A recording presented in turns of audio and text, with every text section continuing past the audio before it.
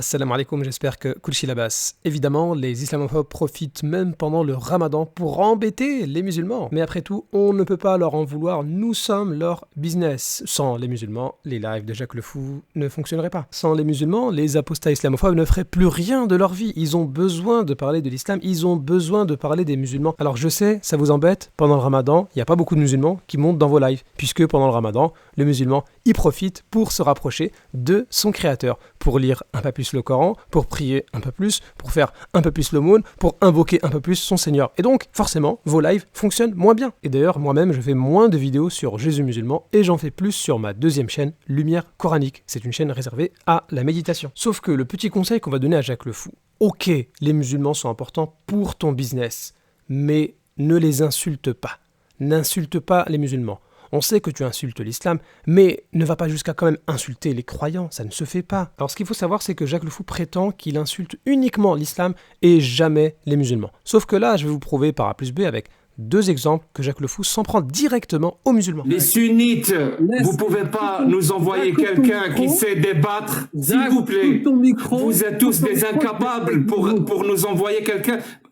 Mais sérieusement, on n'a pas eu un seul sunnite qui sait débattre. Vous êtes tous des incapables. Vous êtes tous des incapables. Et non, Jack, tu te trompes. Ce ne sont pas les musulmans sunnites, donc la majorité des musulmans, qui sont incapables. C'est plutôt toi qui es incapable de comprendre que les musulmans se sont rendus compte que tu les utilises pour faire ton buzz. C'est donc un comble. Jacques le Fou insulte la majorité des musulmans d'être des incapables, mais lui-même il est incapable de venir débattre en terrain neutre sur son thème préféré. C'est qui est incapable, Jacques? Est-ce que ce sont la majorité des musulmans que tu insultes, ou est-ce que c'est toi? Regardons maintenant ce deuxième extrait. Et dans cet extrait, on pose la question à Jacques le Fou en lui demandant quelles sont les preuves que le prophète de l'islam était illettré.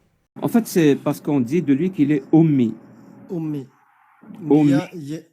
Il y a un Ouais, tafsir, là, on va entrer dans la logique, hein, parce que là, les musulmans, bouchez-vous les oreilles parce que voilà, ça ne vous concerne pas. Merci les musulmans de monter dans mes lives, comme ça je gagne de l'argent. Mais par contre, là, maintenant, on va parler de la logique. Donc taisez-vous, bouchez-vous les oreilles. Ça ne vous concerne pas, vous n'êtes pas logique, vous êtes bête. Là, on va entrer dans la logique, hein, parce que là, les musulmans, bouchez-vous les oreilles parce que voilà, ça ne vous concerne pas. Bon, je suis musulman, mais je suis un peu curieux, donc je vais décider de ne pas boucher mes oreilles, et je m'attends à ce que Jacques le Fou nous sorte quelque chose de très logique. Alors, ommi en arabe, ça veut dire c'est quelqu'un qui ne sait pas lire et écrire. Ommi, ça veut dire analphabète, tout simplement. Bon, jusqu'ici, rien d'extraordinaire, on sait tous que ummi, ça veut dire illettré, ok, mais quoi d'autre? mais ça veut dire autre chose aussi. Mais ça veut dire autre chose. Ommi, ça veut aussi dire que c'est quelqu'un qui vient d'une certaine région. qui est en Arabie Saoudite. Je crois que c'est ça. Ça s'appelle un truc du genre. Je me rappelle Ouais, plus ouais. du nom exact, mais je crois que c'est un endroit qui s'appelle Donc Ommi, il vient de cette région-là. Ok, donc ça veut dire qu'il y a peut-être eu une erreur d'interprétation à un moment donné par rapport au lieu d'où il vient et le fait que Oumi, ça voudrait dire aussi illettré.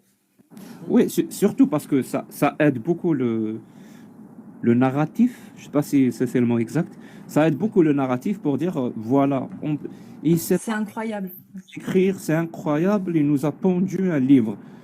Tu vois un truc, waouh, c'est extraordinaire. Donc, vu que ça aide le narratif, donc on va plus privilégier cette approche. Avant de répondre à cette deuxième interprétation qu'il nous a donnée, je vais laisser le professeur de Jacques le corriger lui-même.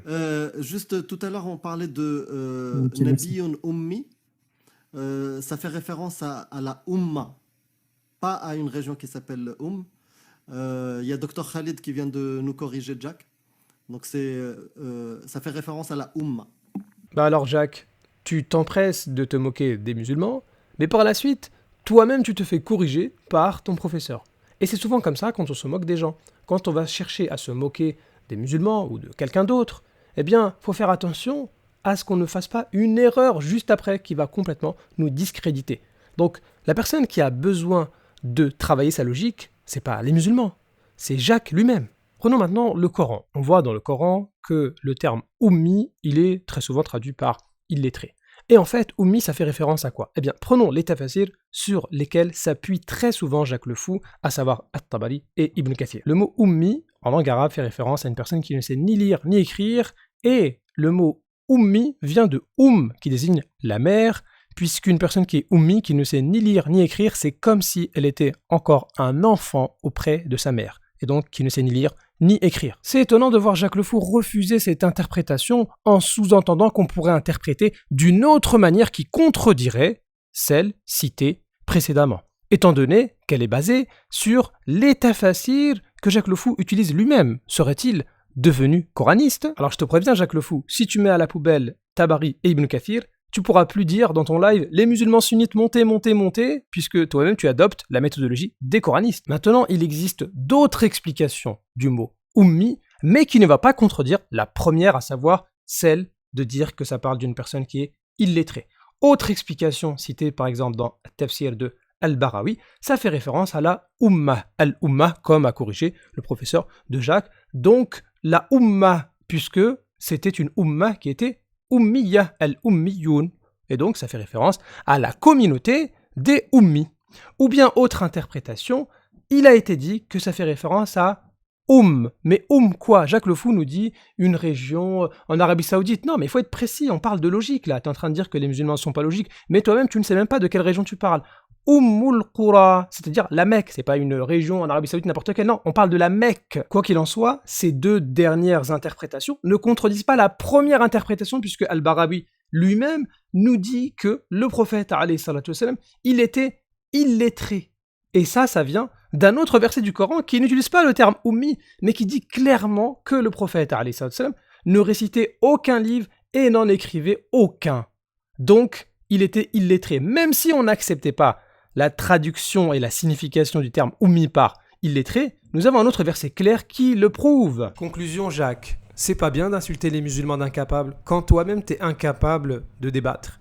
Et c'est pas bien d'insulter les musulmans d'illogiques quand toi-même t'es pas logique. Alors arrête de raconter n'importe quoi et demande pardon.